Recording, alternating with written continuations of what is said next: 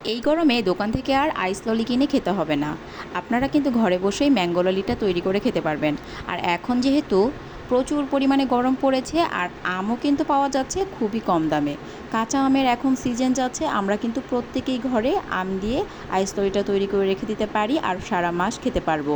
কাঁচা আমগুলোকে আমি ধুয়ে পরিষ্কার করে তারপর কিন্তু আমি সেদ্ধ করছি। সেদ্ধ করার পর কালারটা এরকম হয়ে যাবে আর তারপর কিন্তু খোসাগুলো ছাড়িয়ে নিতে পারবো খুব সহজে। এখন কিন্তু পাকা আমের মতো দেখতে হয়ে গিয়েছে। আমগুলোকে আমি হাত দিয়ে খোসা ছাড়িয়ে নিচ্ছি আর তারপর কিন্তু একদমই নরম হয়ে যাবে। হাত দিয়ে কচলানো দিলেই কিন্তু একদম বিচিটা আলাদা করে নিতে পারবেন। তারপর কিন্তু আপনি খুব সহজে এটাকে ব্লেন্ডার করতে পারবেন, খুব সুন্দর মিহি হয়ে যাবে। এমন একটা ঘনত্ব চলে আসবে আপনি ভাবতেও পারবেন না এতটা ঘনত্ব। তবে আমার আমটা কেন জানি না একটু পাকা রং ধারণ করেছিল। এখন আমি লেবু কেটে নিচ্ছি আর লেবুর আমার এইটুকু অংশই লাগবে। আমি একটু কেচি দিয়ে কেটে নিচ্ছি ছোট করে, নয়তো ব্লেন্ডারে মিহি হতে চাইবে না।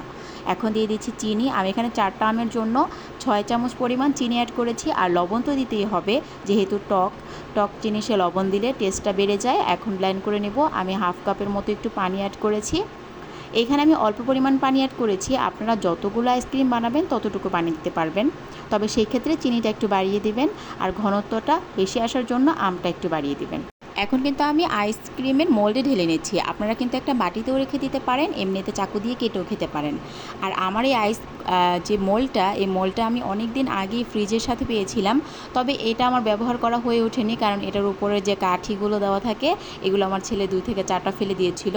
এখন ভাবলাম থাক ব্যবহার করি, এক্সট্রা যে আইসক্রিমের কাঠি থাকে ওই কাঠিগুলো দিলেই হবে, বাকি 3 থেকে 4টার মধ্যে তাহলেই হবে।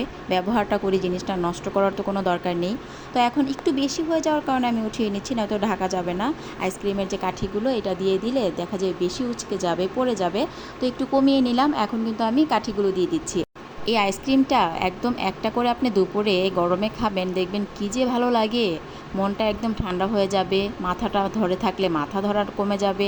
আইসক্রিম কিন্তু আমরা ছোটোবেলায় অনেক খেয়েছি, এখন বড় হয়ে গিয়েছি, এখন তো আর দোকানে গিয়ে খাওয়া হয় না। আপনারা বাসায় তৈরি করে রেখে দিবেন, প্রতিদিন খেতে পারবেন। আর এখন দেখতে পাচ্ছেন আমি কাঠিগুলো যে দিয়েছি, কাঠিগুলো কিন্তু একটাও পড়ে যায়নি, একটু হেলেও যায়নি, এতটা ঘন হয়েছে আইসক্রিমের এই পিউরিটা। এখন দেখতে পাচ্ছেন একটু বেশি ছিল, তাই আমি এই আইসক্রিমের বাটিতে রেখে দিলাম। রেখে দেওয়ার পরে এটা তো একটা কাঠি দিয়ে দেবো, দেওয়ার পর রেখে দেবো। এটাও কিন্তু খুব সুন্দর হয়েছিল, তবে এটা আমি আগেই খেয়ে ফেলেছিলাম ক্যামেরা করার আগেই। 8 থেকে 10 ঘন্টার মতো আমি ফ্রিজে রাখার পর এখন আমি বের করে আপনাদেরকে দেখাচ্ছি। একটু পানিতে রেখে তারপর উঠাবেন, নয়তো কিন্তু আইসক্রিমগুলো ছুটতে চাইবে না, সেক্ষেত্রে কাঠিটা আলাদা হয়ে যেতে পারে। আর এখন আমি আইসক্রিমগুলো একটু আইসের উপরে রাখছি যাতে করে গলে না যায়। তারপরও প্রচণ্ড গরম ছিল দুপুরবেলা, আমি যখন এই ভিডিওটা করছিলাম। ক্যামেরা রেডি করা সব কিছু রেডি করতে করতে আমার আইসক্রিমটি সামান্য একটু গলে গিয়েছিল, তবে সমস্যা নেই, আমার কাছে ভালোই লেগেছে। সবাই ভালো থাকবেন, আজ এই পর্যন্তই। ইনশাল্লাহ আবার দেখা হবে। আল্লাহ হাফিজ, আসসালামু আলাইকুম।